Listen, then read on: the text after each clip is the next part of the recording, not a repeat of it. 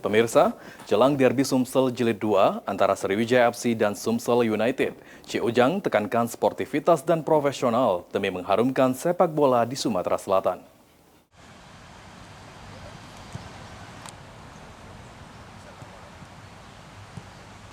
Jelang menghadapi derby Sumatera Selatan Jilid 2, antara Sumsel United menghadapi Sriwijaya FC pada Sabtu 24 Januari 2026 di Stadion Gelora Sriwijaya, Jakabaring, Kota Palembang.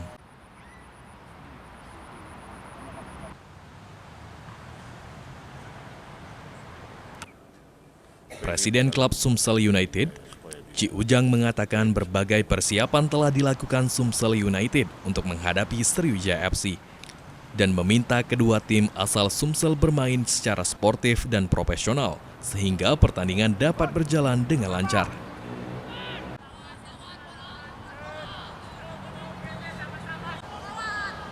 Selain itu, Ci Ujang juga mengajak kepada masyarakat dan supporter untuk menyaksikan pertandingan secara kondusif dan memberikan dukungan kepada kedua tim demi memajukan sepak bola di Sumatera Selatan.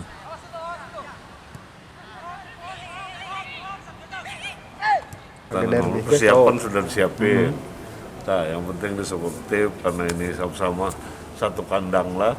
Ya, mainnya yang penting profesional, dan sportif.